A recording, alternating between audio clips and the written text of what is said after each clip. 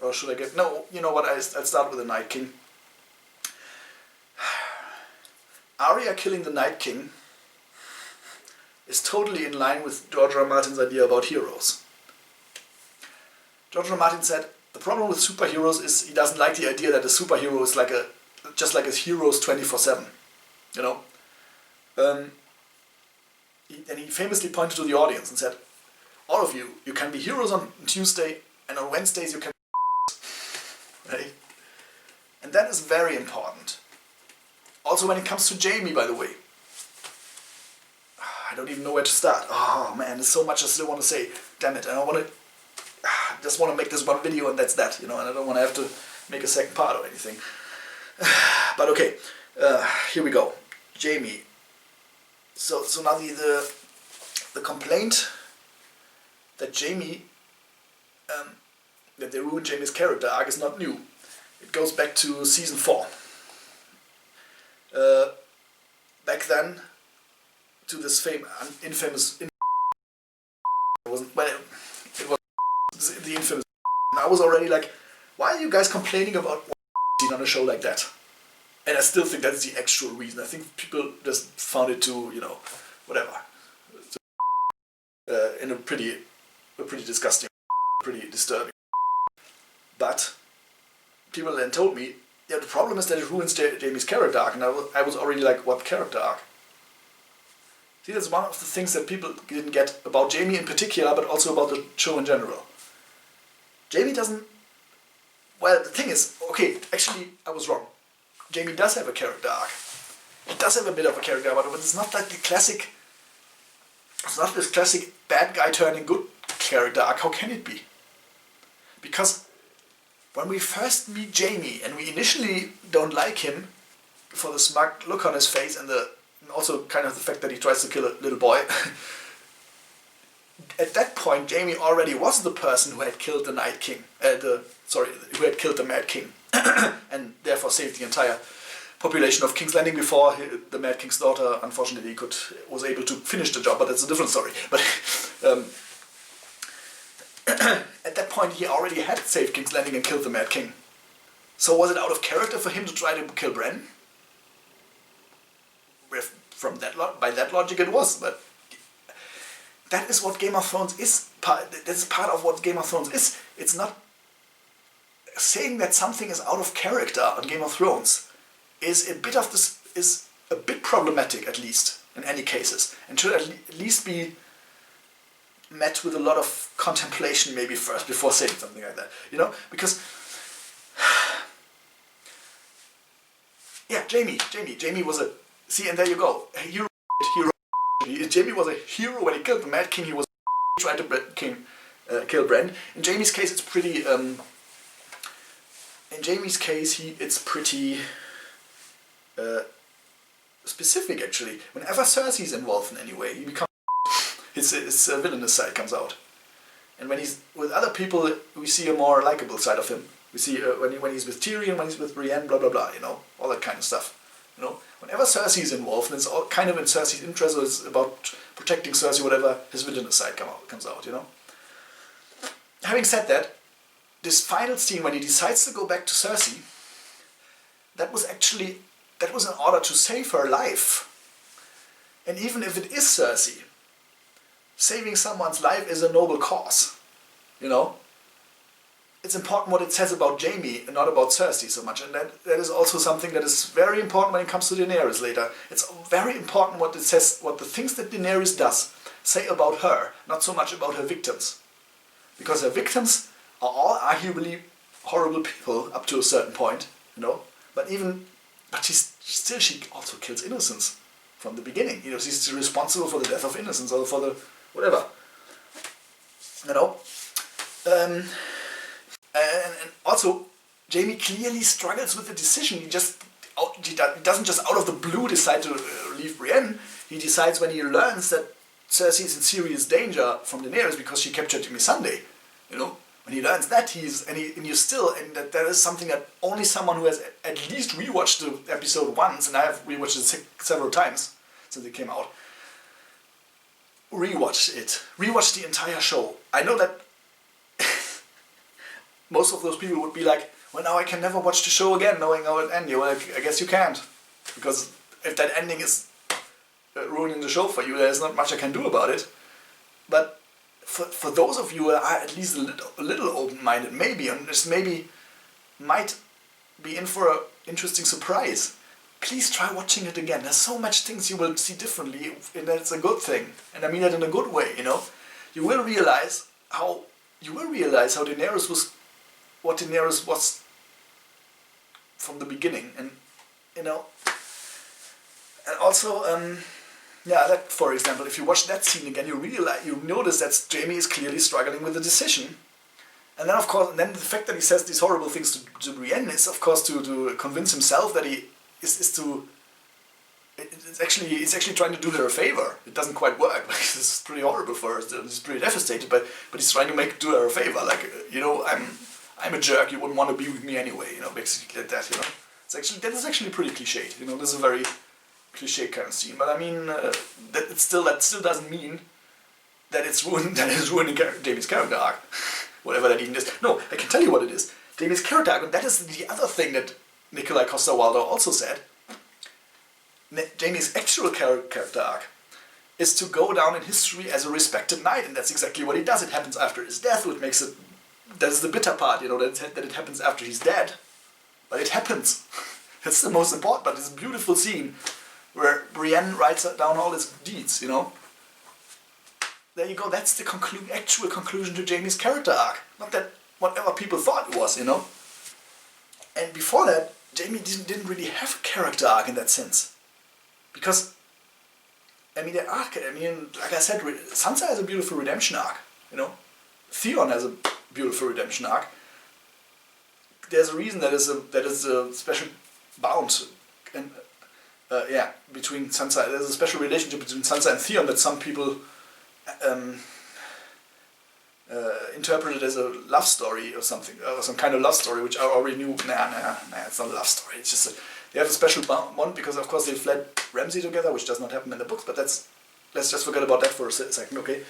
And also, Theon and Sansa also both have this redemption arc. What Theon did was worse, and therefore his punishment was also worse. For a story that is praised for its realism, as if that wasn't already pretty ridiculous considering it's got dragons and ice zombies in it, there sure is a lot of poetic justice in this story, you know, which is not something that happens in real life. It's still a story. That is also one thing that people keep forgetting. This constant bashing for some things not being realistic. It's still a story. It needs a certain dramatic arc and stuff. It needs, and it does have poetic justice all the time. The first thing we see Ned Stark do is behead a guy, and then Ned Stark gets beheaded. Joffrey kills Ned Stark and gets killed. Walder Frey, you know, all that stuff. Jaime cripples Bran and gets crippled. Poetic justice, you know. Just another thought, another thing. And like I said, talking about things being out of character is at least a little problematic on Game of Thrones. You know?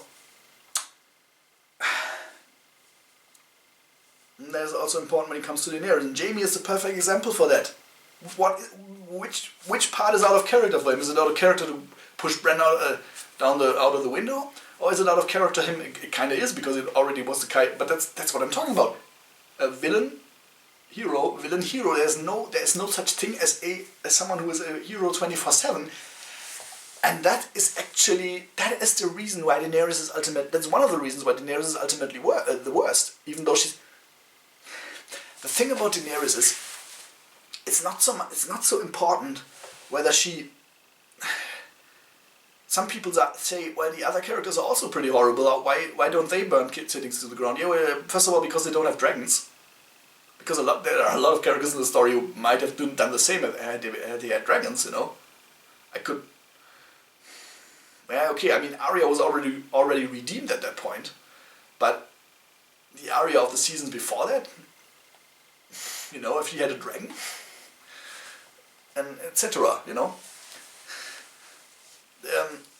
Daenerys is not, as a person, not necessarily worse than the others, but what makes her ultimately worse is that she's got more power than the others, and that is partly because people believe that she's better. Oh, another thing where I challenge people, challenge you to name me one reason why Daenerys is better than the other characters. She isn't. That's the problem. She's just as human as they and flawed. And if someone like that, who's not actually better, gets in charge of dragons, yeah, that's a problem. Okay? And that's only one aspect. There's so much I could say about it. I could write a whole book about the subject. But I tried to make it as short as possible. I want to get this video done.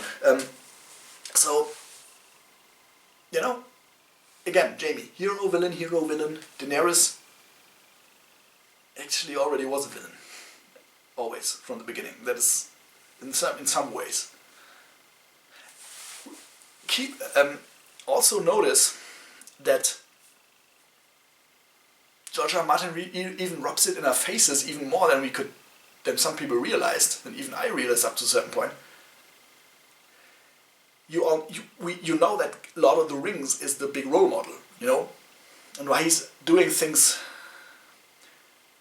Similarly, he's also doing things differently. It's kind of a paraphrase of Lord of the Rings in a way, you know. And where it's surprisingly similar is, let's put it that way. There's also a character on Lord of the Rings who comes from the east with his armies intending to conquer everyone. Who was that again? The villain of the story, Sauron, the bad guy, you know. So, you know, Daenerys is doing this exact same thing that Sauron is doing, with the exception that there is also that is also one thought that there was a video long before years before that episode aired, that also made a point of Daenerys probably turning out the villain, partly because what George R. R. Martin said about fantasy stories, where he's like, yeah, the villains always look disgusting, you know, and you always know they're villains because they look disgusting, etc., etc. But a villain is the hero of the other side. A villain is also a human. That's the point, you know. So of course he would make a young, beautiful woman whose point we even kind of can see a villain. That is so George R. R. Martin to do that. How could anyone possibly have not realized that?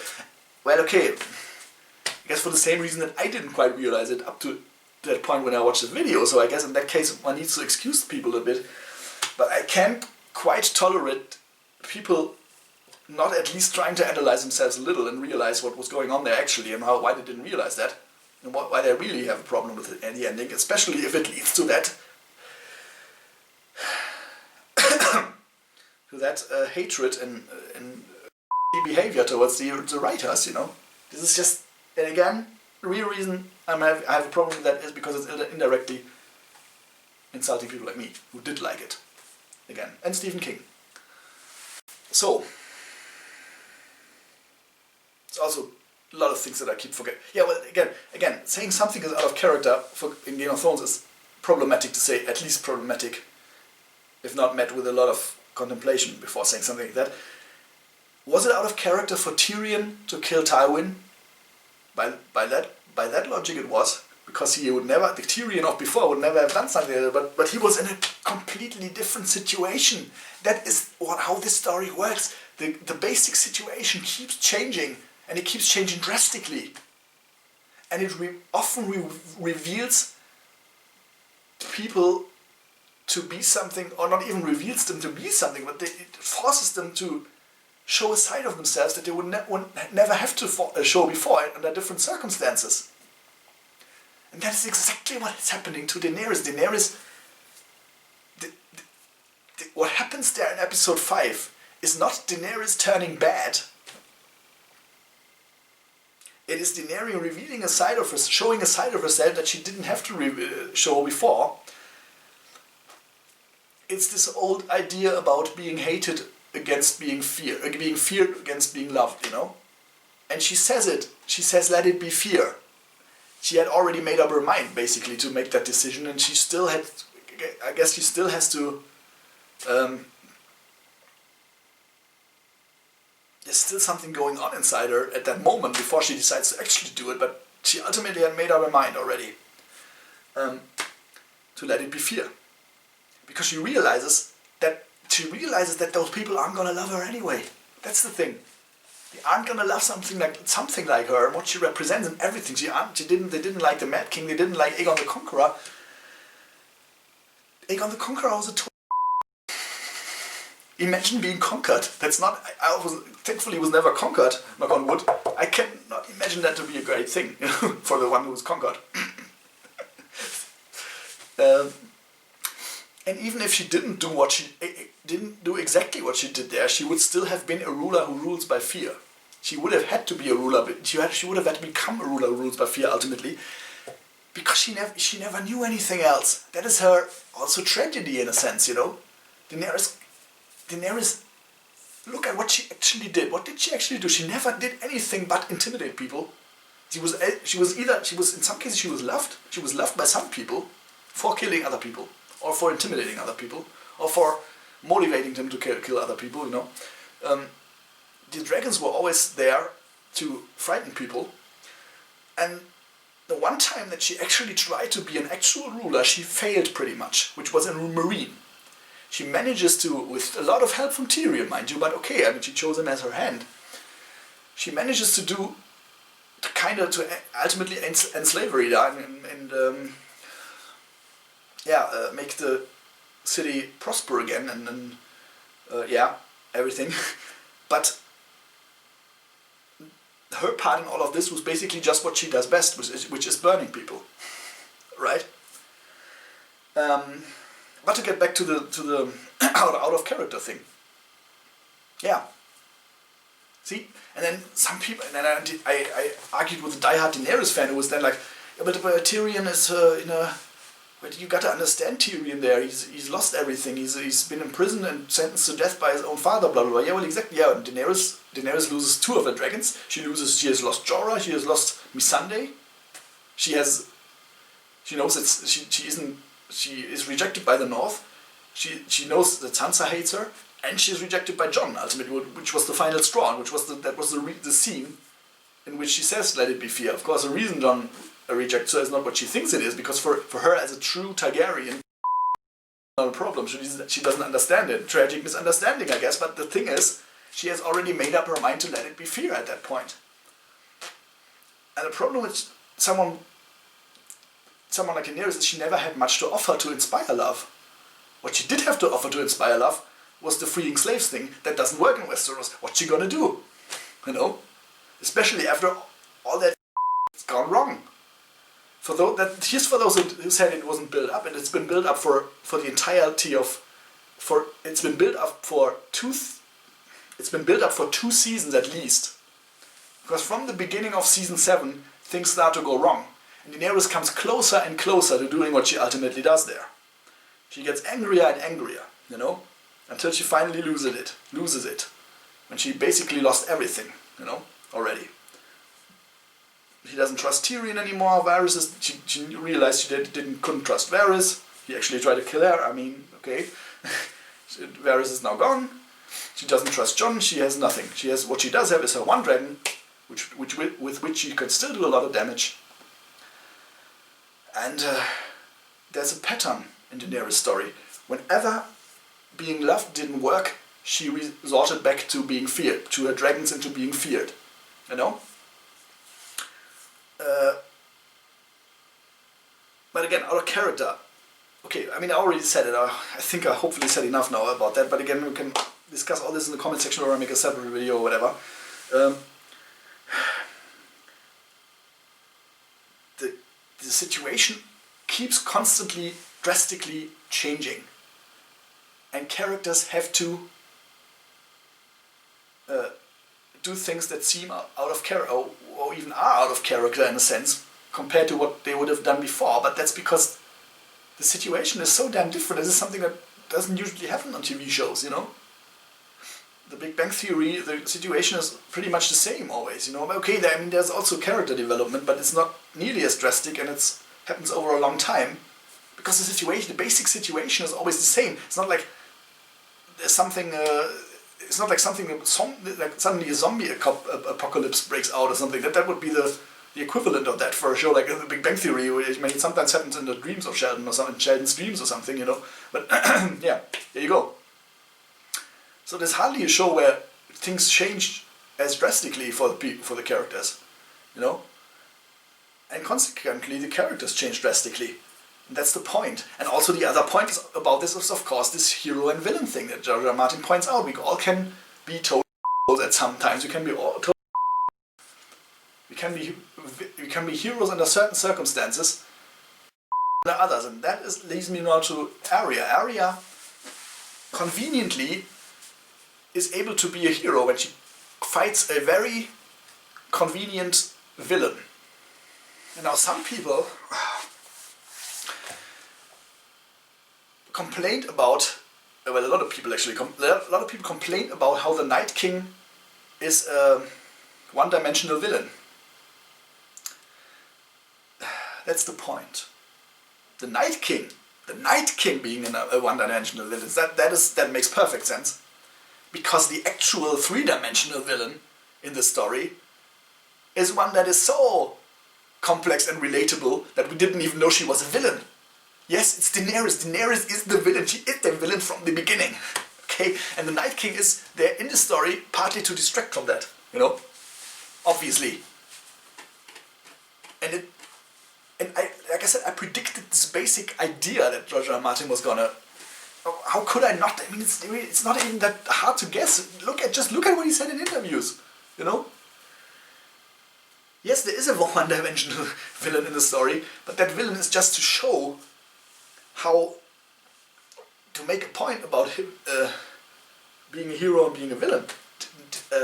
Arya is a hero in this particular moment, but she's actually an anti-hero, and that's why it's so good that it's Arya who kills the Night King, because and then some people were like, yeah, but they admitted they only did that to surprise people. You know, there's nothing wrong with surprising people a little. There's nothing wrong with surprising people a little sometimes. What's wrong with that? It's not like, look, it's not like, that's also something I wrote as a comment on one YouTube video. It's not like hot pie materialized out of thin air and chopped the Night King's head off with a kitchen fork or something, or a spoon, you know. That would have been surprising people for the sake of surprising people, sacrificing logic in the process. Arya is good with weapons. She can kill people, as she's already demonstrated very much, and she is good at she's better at sneaking up at people than Jon. Of course, now Arya makes more sense. Arya is what would make more sense in real life. In reality, that was to happen in reality, you know. Why? Because people that it wasn't Jon who killed the Night King. Who cares? Why would it have to be Jon? Well, and even more importantly, Jon. Even having said all that, Jon really is actually the hero of the story, because what Jon actually ends up doing is actually the most heroic thing of all of them in some ways, and at the same time the least heroic, depending on how you look at it. And that's the point that this story is making. That it's all complex. It's more complex than this simple good versus evil thing.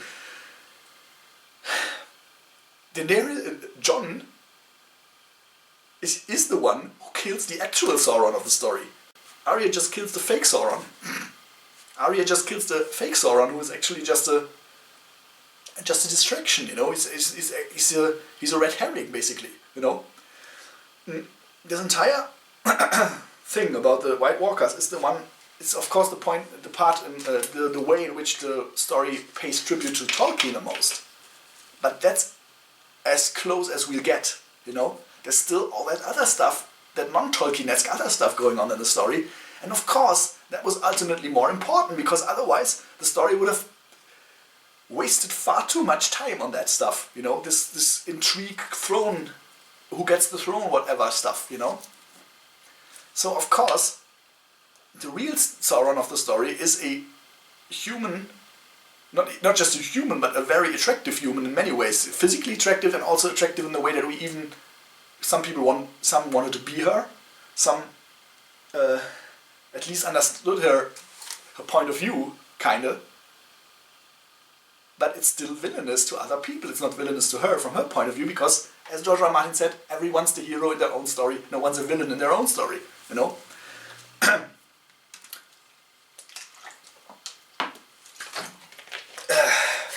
So, there's that. And it's very important that Daenerys of all the characters is the one who refers to Arya as the hero of Winterfell.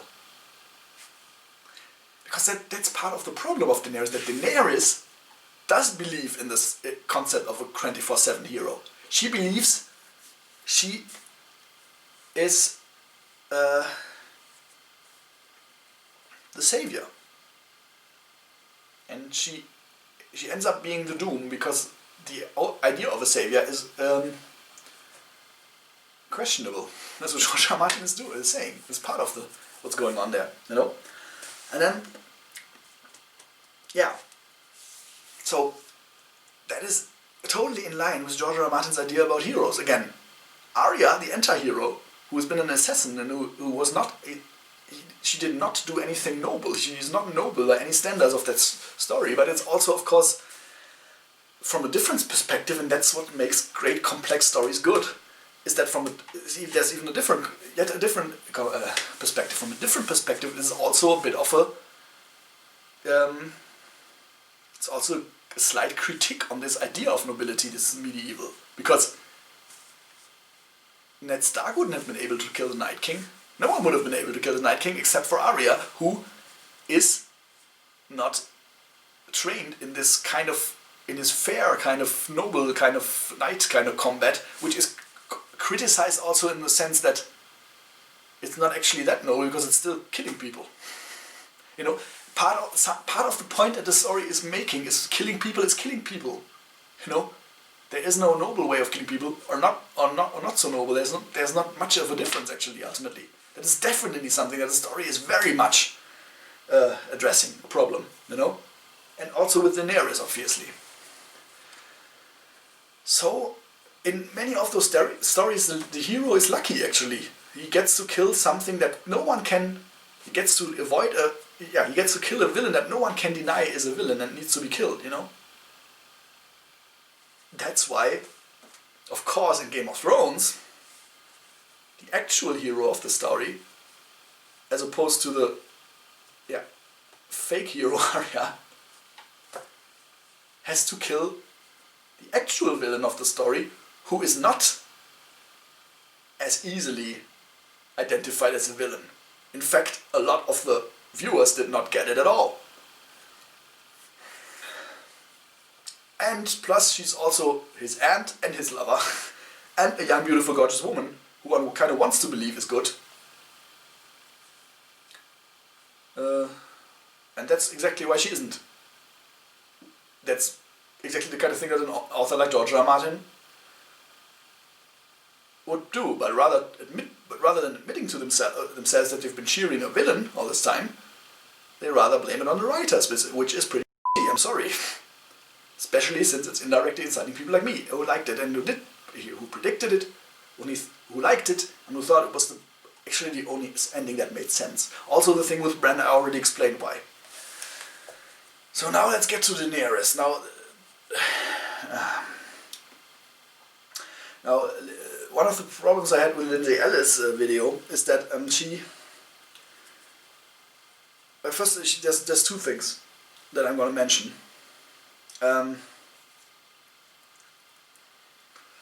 First of all, she said, when she was talking about this idea that power corrupts, and then she said, and he quoted some guy, I don't know who it was, who said, actually it's power reveals, you know. She says, yeah, exactly, I agree. Reveals is a far better term. Reveals is a far more appropriate word. What's going on there is Daenerys being revealing herself to be something that she actually already was, you know. But then Lindsay Ellis points out, but Daenerys already was in power, so that makes no sense. It can't be power reveals. Exactly. Nobody ever says it was the power who reveals Daenerys. It's not the power that reveals her. It's more the opposite of power, actually. It's her being backed into a corner. Daenerys is running out of options. She's being backed into a corner. And another thing about Daenerys is the message of the Daenerys story is very similar to Shakespeare's King Lear. Now, King Lear is a ruler whose entire reign was built on terror and horrible things. Was built on was built on cruelty.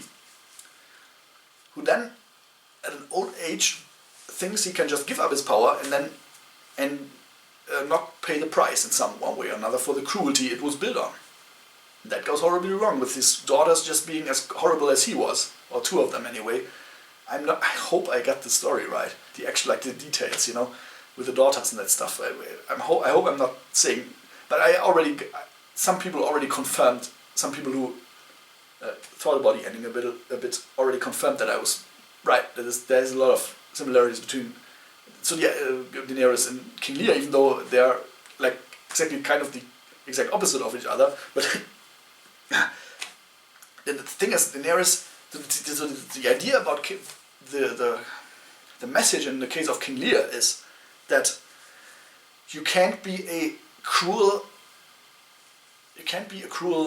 ruler and a good guy at the same time. If you're gonna be a cruel ruler, go for it. Daenerys, unlike King Lear, Daenerys actually realizes that.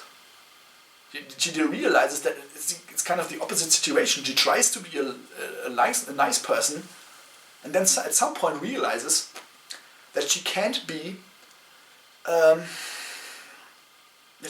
ruthless conqueror and a nice person at the same time.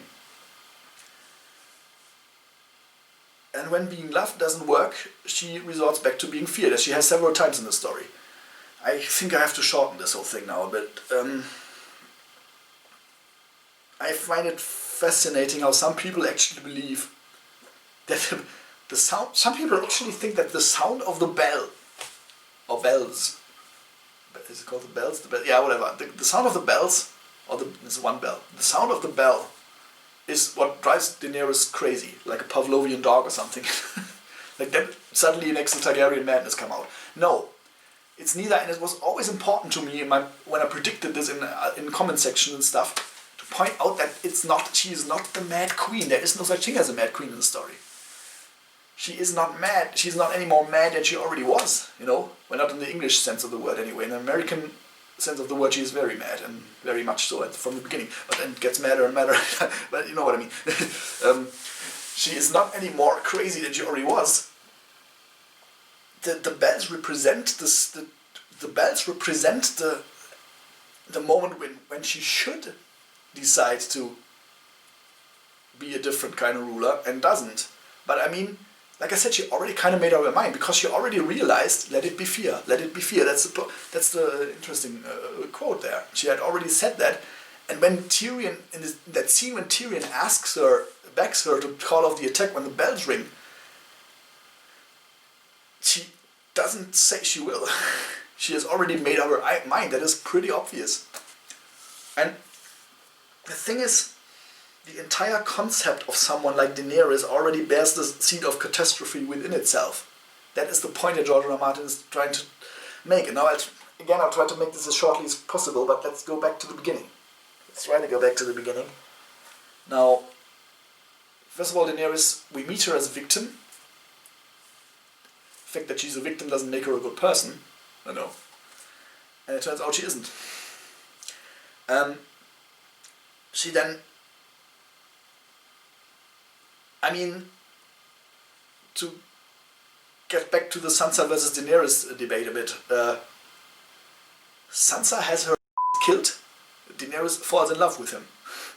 Now, who's the better role model for women, I wonder? Yeah, so there's that. So, Daenerys falls in love with who is also of many other women, and also a pillager, a leader of and pillagers. Okay? The fact that Viserys is an idiot does not make Daenerys any better. It makes her worse, if anything, because she's doing exactly what he was going to do, except she does it for real this time, because she's not as stupid as him. That makes her worse, not better. So she uses the and pillagers to pillage cities for her, basically, for her goal. She also she looks at when Khal Drogo gives that speech where he's like, and I'm gonna take their children as slaves. Daenerys doesn't. The Daenerys that people think she is should have been like, oh, hold on, dude. We're not gonna now we're not gonna take children as slaves. No, she looks at this speech with a look of her face that is pretty obvious, I mean, and then then what do they do? What do those pillagers do? They pillage. Now Daenerys again thinks she can be the leader of pillagers and at the same time a good person by saving women that had already, Then one of those women isn't as grateful as Daenerys wants her to be, and consequently she kills her. Of course, not realizing that woman has absolutely zero reason to be grateful. That she even says that. That's not even something you don't even have to interpret much into that. That's actually pretty on the nose. She says that even, And also Daenerys' son would have been an evil conqueror. So from a different perspective, from a perspective that isn't Daenerys' perspective, that woman did something good, actually. She did humanity a favor. Yeah. Kinda. I mean, she would have done humanity a bigger favor if she had also killed Daenerys, but okay. So, and then Daenerys has the woman that she was supposedly wanted to save killed. And a lot of people are like, yeah, well, she killed her husband and a child. She has a reason to be angry, yeah. But one of the problems with Daenerys is comes from a world of total lawlessness, right? There's no laws there really, because the Dothraki don't give out laws. They don't give justice in that sense. They are criminals. That's what they are. And so calling what she does to that old witch there, calling that like a lawful execution, that is definitely not what that is. It can't be that, because there's no such thing as a lawful execution in this world. How can it be? And that is part of the problem with Daenerys. She comes from a place of she comes from this outlaw situation, and then this outlaw is suddenly supposed to represent the law. Of course people are gonna have a problem with that. How can anyone be so stupid not to realize? And I'm sorry, I don't want to insult people. But I think this thing is stupid. I mean, okay, the story is manipulating its audience on purpose, simply because Daenerys isn't presented to us with the usual visual codes that say villain, We don't realize she is one, but and I mean, the part of the point is that it depends on the perspective if someone is a villain. But yeah, from a certain perspective, she definitely is one from the beginning, And from a different perspective, she's never been one. She's never one, Because some of the things that people use to defend her could also be used when she burns down King's Landing. Because when she crucifies those masters, for example, she crucifies innocent people. There, as we then learn. She doesn't intend to crucify innocent people, but she doesn't really care about who's guilty and who's not. And then the people who defend that must consequently also defend the burning down of King's Landing, because she doesn't know, because a lot of those people are probably very loyal supporters of Cersei. Others are probably thieves and whatever. I mean, many of them deserve it anyway. If there's few innocents are between them, who cares, That's Daenerys' mindset, So, I mean, and it's funny how some die-hard Daenerys fans actually, they said the week before it happened, they said like, at this point I don't care anymore. Daenerys can burn down everything as far as I'm concerned, because the Starks are so ungrateful and blah blah blah blah blah. And then she does exactly that. And that is And when she does exactly what those people wanted her to do, that's bad writing suddenly. Because because they turned her into a villain by doing that. Because the only difference is between what you wanted and what has actually happened is only that we see it from a different perspective than her. We see it from the perspective of her victims, and from the perspective of her victims, it's not so good, you know.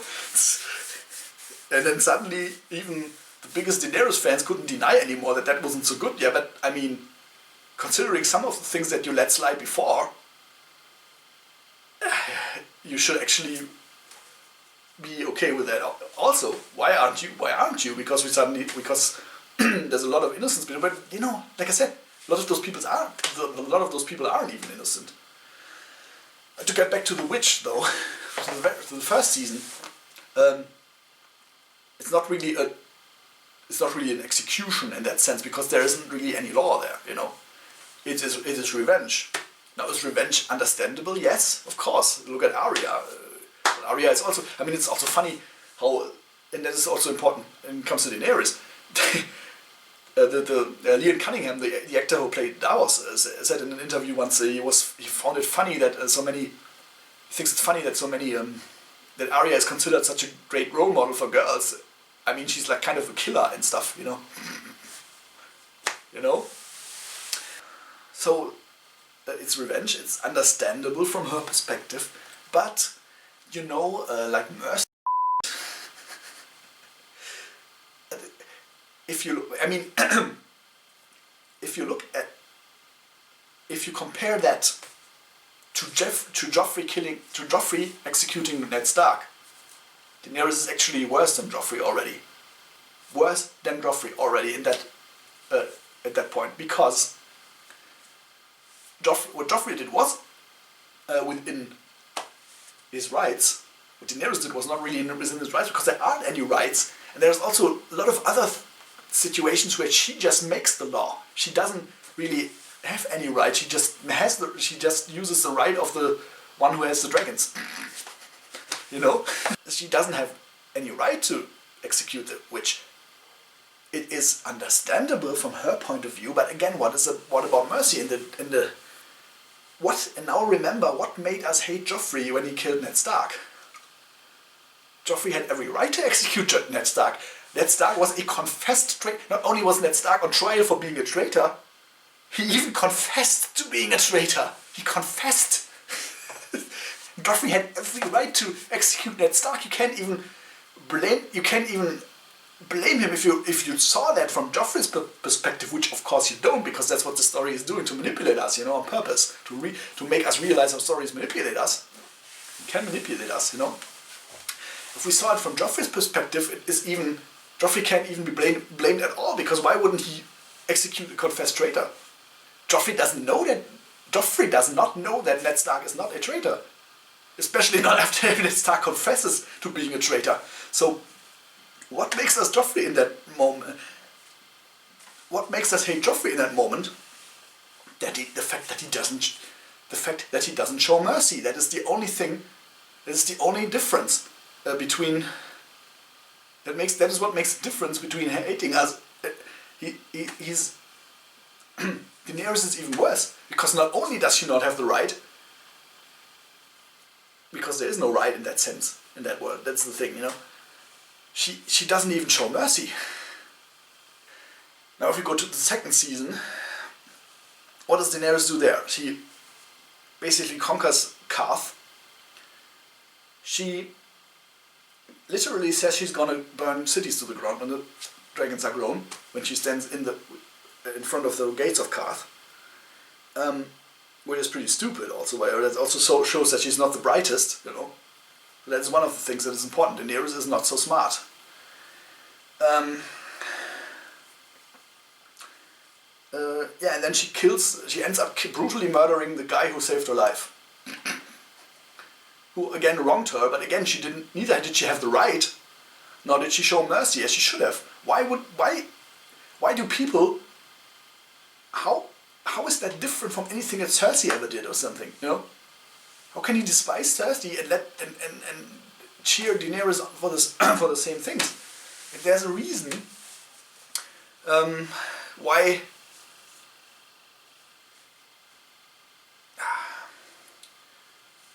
there's a reason why we see Daenerys burning down that temple and Cersei burning down the Sept, blowing up the Sept in the same season, so closely after each other, you know, if you just a couple episodes apart from each other, because there's absolutely no difference between those two events. Neither of those two does actually have the right to do that. The way of death is similar because it's by fire. And also the people that Cersei kills are not actually much more likable than her or the Khals that Daenerys kills. There is absolutely no difference, and that is the point that this story is making. You know? Now, I don't have nearly as much energy as I had when I tried this the first time around. It's also partly because I'm sick, you know. Well, I already pointed out a lot of things about Daenerys, so I think I'm gonna leave it at that and just address a couple things. Where people, I mean, the thing about all of the stuff I'm explaining here is, okay, a couple other things. First of all, Daenerys, okay, trying to make this really quick now.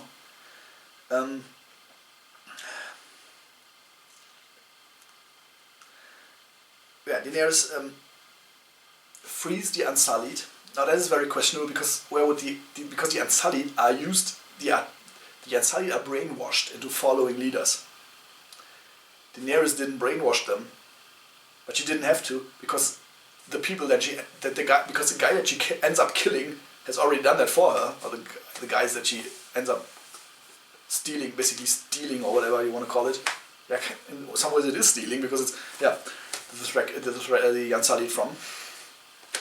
That's season 3 we're talking about, you know. The guy offered her a deal and she does not honor that deal in any way and even ends up killing him. That is villainous behavior, if there ever was one. The guy was an unlikable jerk who kept insulting her. That neither gives her the right to do that, nor is it in any way even understandable. Even it's not even understandable. It's totally uncalled for. It's just she burns that guy alive for insulting her, basically. I mean, you could say she's also punishing him for what he did to the Unsullied, but she uses the Unsullied for advantage. She should actually be thankful, because he was the one who brainwashed them into following her. Where are the Unsullied gonna go? Like, really? And Missandei also, as much as likable as I found Missandei, as much as I was devastated when she was killed, and also she's, you know, kind of attractive also. But Missandei follows Daenerys because Missandei brutally murdered that master that Missandei hated. Because Daenerys brutally murdered the master that Missandei hated. Yes, that guy he was a master, but this is just like a circle of violence kind of thing, you know. Missandei is also a cruel person because she tolerates that and thinks it's a good thing, actually, you know. And Grey Worm is a killer, you know. Don't even know. And then we got the crucifixion of the master that we already talked about. Then she accidentally burns a little girl. Of course that wasn't on purpose, you know. But not only is Daenerys at least pretty stupid for letting the dragon roam free, you know, like that, or pretty careless, or pretty cynical. The point about Daenerys is she never actually cared much about people. That goes to show when we notice what's actually happening there. The slaves that she frees are then being murdered by some guys, you know, and she doesn't really care because she goes on to the next city to free more slaves, you know. She doesn't care what happens to the slaves afterwards, really, until she then sends a soldier to deal with it. She then sends, I think, Dario to deal with the situation. After Jorah points out to her that some of the slaves are suffering now. Yeah, great. What's a soldier gonna do? How is he gonna provide for them or anything? You know what I mean? And then yeah, and again with a little girl, it's careless and stupid, at least. And also, more important, she apparently forgets about the other little girls that she's possibly endangering when she goes back to using the dragons to Drogon, at least, to kill people, and she does not lock Drogon away then. She should, consequently, when Drogon shows up in season 5 again, after she's already locked the other 2 dragons who didn't kill the girl, but okay, fair enough, I mean, Drogon was out of reach, but when Drogon comes back in season 5, she should have locked him away. But she didn't. Because at that point, she had already traveled with the Sons of the Harpies, and it's comforting to her that she still has Drogon. In other words, when everything else fails, she can still resort back to violence and burning things with people with the dragons. And that's exactly what she does. And then when Barristan kills, and I know that is something that hasn't happened in the books yet, that doesn't mean that when Barristan dies, I know that it's something that hasn't happened in the books yet, but might, it doesn't mean that it won't happen, but okay. But this is about how the show built up what kind of a character Daenerys is. When Barristan dies, Daenerys, what does Daenerys do? She randomly burns a guy. She doesn't know if he's innocent. She doesn't care if he's innocent or guilty. She just burns him, just out of principle. She even says, "Who of you is guilty? Perhaps you all are. Perhaps none of you are. Perhaps I should let the dragon decide." She already let the dragon decide. She already killed a guy who she can't possibly know whether he's innocent or not. She doesn't bother to find out. So yeah, she has even killed innocent people on purpose before. So that even that is not something that you wouldn't be doing, right? And then the worst thing that Daenerys ever does is actually the one that a lot of people have been cheering for the most, even me, though for different reasons. Because I was more like, suddenly the story is moving forward. Finally, the story is moving forward. At this point, I should also address the rush thing, maybe, because with all I'm explaining here, I mustn't forget that a lot of people would probably say, we got that, we didn't like the way it was executed. Yeah, well, the way it was executed was fine for me. Again, it's an adaptation, they have to leave stuff out. I mean, it's comparing apples and oranges here. Which one is it? Should the books, do you think the books will have more episodes? Or do you think the TV show should have had more pages? A book can use 20 pages to describe something that you can show in 1 second in a movie or TV show. And this whole complaint is even more ridiculous when you consider that the last 2 books haven't even come out yet. You don't even know what exactly is going to be different or not. So even, yeah, and then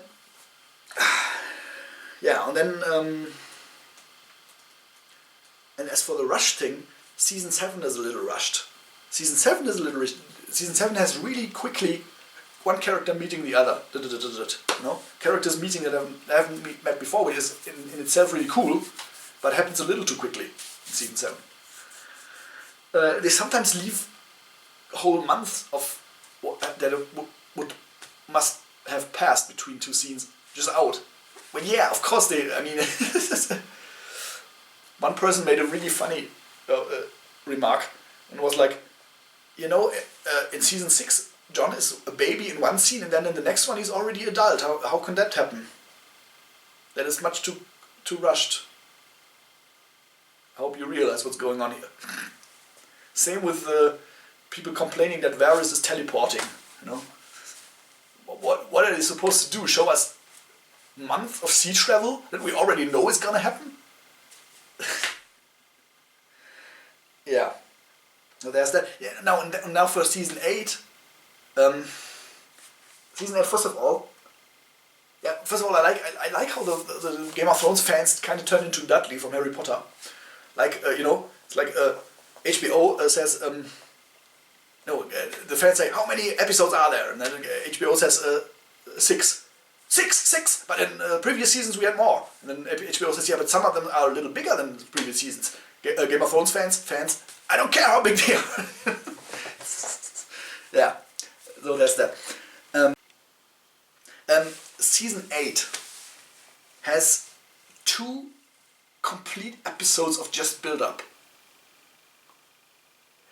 It's not as rushed as you remember it. Just watch it again, please. Try. Watch it again. It's not as rushed as you remember it, I promise you. It actually feels it feels so much longer when you, everything feels longer when you watch it the second time because you already know what's going to happen, you know. And this is no different, and especially, and also this entire thing. My brother hit the nail on the head there when he said this entire thing was like as if people watched the entirety of the Lord of the Rings trilogy except the last half an hour of the last movie. And they waited 2 years to watch the last half an hour of the last movie. And then suddenly Sauron is destroyed and we got only a couple, and we all got all that epilogue left. That's basically the problem that people, that's basically what happened there, you know. You need to watch this whole thing as one. Try to remember it was just, that was basically what would have been the last half an hour of a movie, you know. That last season, you know. This entire show is one big movie, and then one person actually said, well, I don't want to do that. I want to watch it in any way I want to watch it. Yeah, okay, you can, but I mean, if you're expecting to be taken seriously in a discussion like that in any way, then maybe I'm just telling you, you know. I mean, you don't have to do that, but just keep in mind, just try to keep in mind that this whole thing is basically one movie, you know. And if you watch it as one movie, it doesn't feel as rushed as it. It's also the thing with Varys. Like people were like, what did they do? I hate what they did to Varys, and I can only answer, what did they do to him? Varys made it up to the second to last episode ever.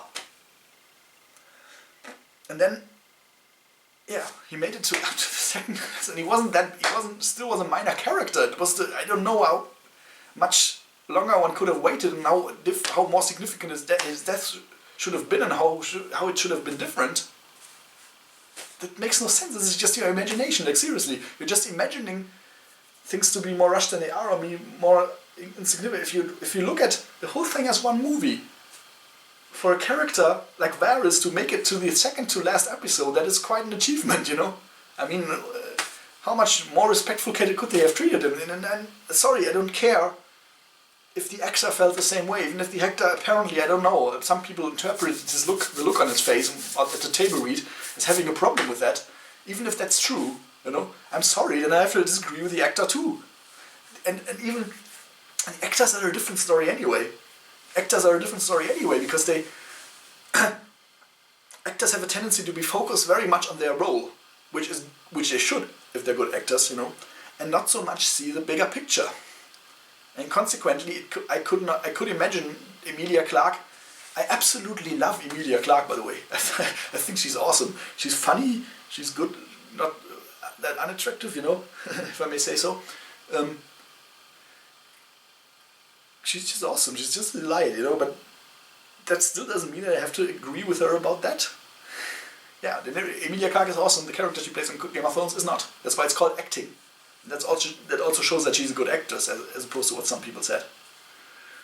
You know, that she could pull off a character that is so different from her real personality, and even much more different than we thought at the beginning, if we look at the ending, you know. Yeah, and even if, yeah. Okay, so that's that. And yeah, again, 2 episodes of build-up. 1 episode almost as long as a little movie.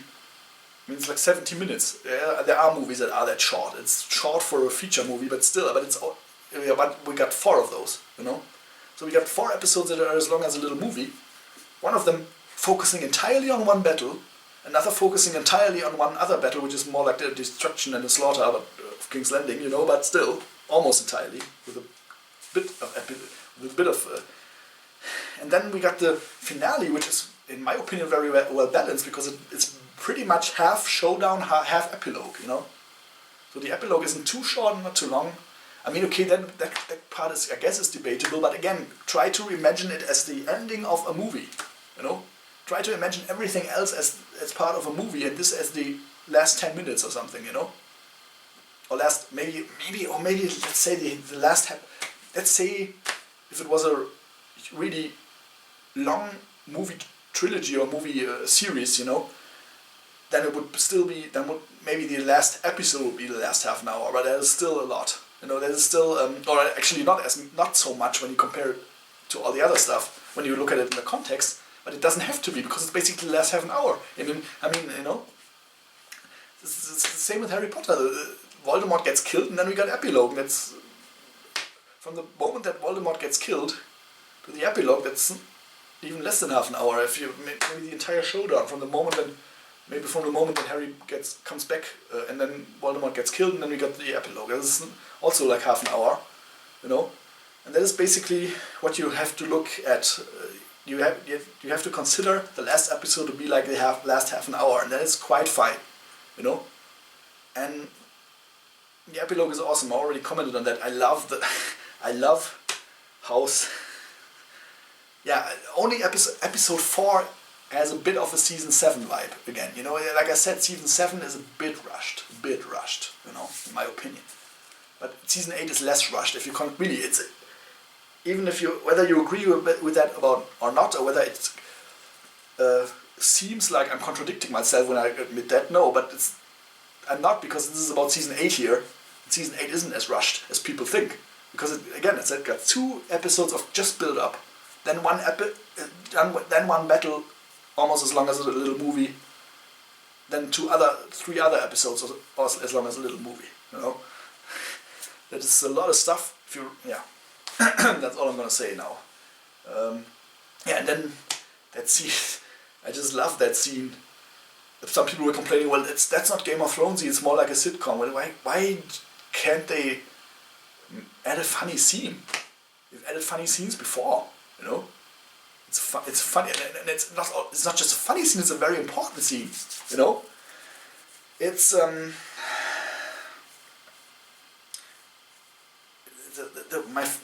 think it's awesome when Sam suggests democracy, and they're all laughing. Even Sansa is kind of smirking. You know, this is fantastic. You know, and this is very important because it shows, again, bittersweet ending, not happy ending. It shows that this society is not ready yet for a real democracy. And it's also very important that with all this talk about now we choose the king and blah blah blah, they happen to choose the king they happen to choose is the one who happens to be next in line to Jon anyway, at least if I'm not mistaken. I mean, some people make a point that it might be Gendry, but since Bran is more closely related to the rightful king at the time, which would be Jon, with Daenerys out of the picture, I think Bran would actually have been the next in line anyway. That is, of course, another of those poisonous things that are in this thing. You must not forget about those, you know. It's not supposed to be a happy ending. It's supposed to be a bittersweet ending. Some aspects are sweet. The part of the bitter part is definitely that it's not all great yet, you know. They still have a long way to go. And it's okay, you know. It's a peaceful time for now. No, and that's the best you can hope for with a show like that and a story like that. Seriously. If you thought this had a happy ending, you haven't been paying attention. Because it doesn't have a happy ending, it has a bittersweet ending. There you go. But also, while we're at Ramsay quotes, I think another one that is really underappreciated and that people keep forgetting about is, of course, you forgot to ask the most important question. You forgot to ask if I'm a liar. Now that is something that people definitely keep forgetting when it comes to Daenerys. They believe all the he's talking, and that's the problem. Tyrion believes it. Now I mentioned before that, Tyrion believes it. He's telling himself that, and you can even tell by the way that Peter Dinklage acts that he's desperately convince himself that he's made the right choice following Daenerys. He has to, because he doesn't have any other choice. He killed his father. Even Jaime talks about killing him. He can't go back to Westeros. He can't go back anywhere. He can't go anywhere. Tyrion's will to survive is so strong that he has to convince himself that he's making a noble thing there, even though he doesn't. Or at least he can. Again, Daenerys... examples for Daenerys being a good queen? Please. I'm eager to find out what you have to say about that. I don't know. I don't see any. The only time she the only time she tries to rule as an actual real ruler is in Meereen, and she fails. She causes a whole lot of chaos, and only with Tyrion's help, she is able to clean that chaos up a bit, clean up that mess a little. And her part in that is just violence and cruelty again. It's just burning people, you know, and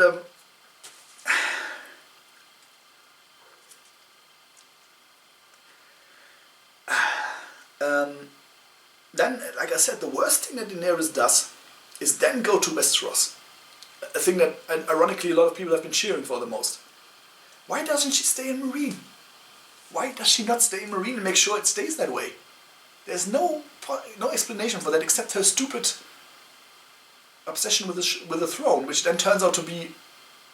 That's the biggest irony, that she doesn't even have the right to the throne, you know? That is ultimately revealing the stupidity of this whole idea anyway.